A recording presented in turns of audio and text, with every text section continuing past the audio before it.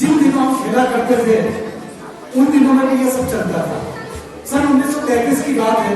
उन दिनों में पंजाब रेजिमेंट की ओर से खेला करता था।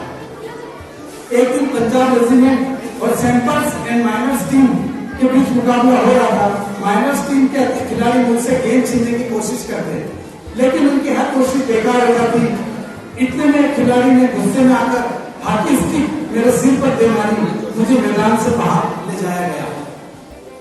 थोड़ी देर बाद में पट्टी बांधकर फिर मैदान में आ पहुंचा। आते ही मैंने उस खिलाड़ी की पीठ पर हाथ रखकर कहा, तुम चिंता मत करो, इसका बदला मैं जरूर लूंगा। मेरे इतना कहते हुए खिलाड़ी घबरा गया। अब हर समय मुझे ही देखता रहता था कि मैं कब उसके सिर पर हॉकी स्टिक मारने वाला हूं। मैंने एक के बाद एक झटपट 6 गोल कर दिए। खेल खत्म होने के बाद मैंने फिर उस खिलाड़ी की पीठ थपथपाई और कहा, दोस्त, खेल में इतना गुस्सा अच्छा नहीं है। मैंने तो अपना बदला ले ही लिया है। अगर तुम मुझे हॉकी नहीं मारते तो शायद मैं तुम्हें 2 ही गोल से हराता। वह खिलाड़ी सचमुच बड़ा शर्मिंदा हुआ। तो देखा आपने मेरा बदला लेने का ढंग। सच मानो, बुरा काम करने वाला आदमी हर समय इस बात से डरता रहता है कि उसके साथ कुछ बुराई की जाएगी। आज मैं जहां भी जाता हूँ, बच्चे व बूढ़े मुझे घेर लेते हैं और मुझसे मेरी सफलता का राज जानना चाहते हैं। मेरे पास सफलता का कोई गुरु मंत्र तो है नहीं। हर किसी से यही कहता है कि लगन, साधना और खेल जानना ही सफलता के सबसे बड़े मंत्र है। मेरा जन्म 1904 में प्रयाग में एक साधारण परिवार में हुआ। बाद में हम झांसी आकर बस गए। 16 साल की उम्र में फर्स्ट ब्राह्मण रेजिमेंट में एक साधारण सिपाही के रूप में भर्ती हो गया। मेरी रेजिमेंट का हॉकी खेल में काफी नाम था, पर खेल में मेरी दिलचस्पी नहीं थी। उस समय हमारी रेजिमेंट में सुबेदार मेजर तिवारी थे, जो बार बार मुझे हॉकी खेलने के लिए कहते। हमारी छावनी में हॉकी खेलने का कोई निश्चित समय नहीं था। सैनिक जब चाहे मैदान में बैठकर कोई चाहकर अभ्यास शुरू कर देते। उस समय तक मैं एक नौ सीखिया खिलाड़ी था, लंदर था, बिगिनर था। जैसे जैसे मेरे खेल में निखार आता गया, वैसे वैसे मुझे तरक्की भी मिलती गई। सन 1936 के बर्लिन ओलंपिक में मुझे कप्तान बनाया गया। उस समय मैं सेना में लांस नायक था।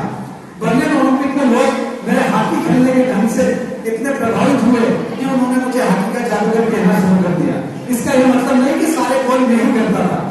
मेरी तो हमेशा ये कोशिश रहती थी कि गेंद को गोल के पास ले जाकर छोड़ूं, अपने किसी साथी खिलाड़ी को दे दूं ताकि उससे गोल करने का श्रेय मिल जाए। अपनी इस खेल भावना के कारण मैंने दुनिया के खेल प्रेमियों का दिल जीत लिया। बर्लिन ओलंपिक में हमें स्वर्ण पदक मिला। खेलते समय मैं हमेशा इस बात का ध्यान रखता था कि हार या जीत मेरे लिए बल्कि पूरे देश की है। मुझे ये पढ़ते पढ़ते एक वाक्य याद आया। तो मेरे फादर उज्जैन पढ़ते थे, कॉलेज में थे, और उज्जैन में एक हॉकी का नेशनल टूर्नामेंट हो रहा था। उस समय मेजर ध्यानचंद जो थे, क्षीर सागर स्टेडियम में, आज भी क्षीर सागर स्टेडियम जो हार्ट ऑफ द सिटी है।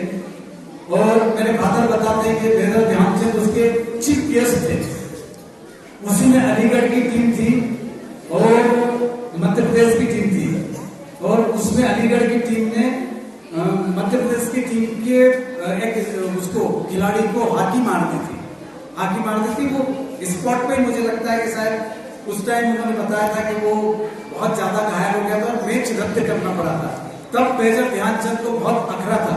हर गेम ऐसा होता है, एग्रेसिव होता है। हॉकी एग्रेसिव गेम है, खो-खो, कबड्डी, है ना, ये सारे एग्रेसिव गेम है।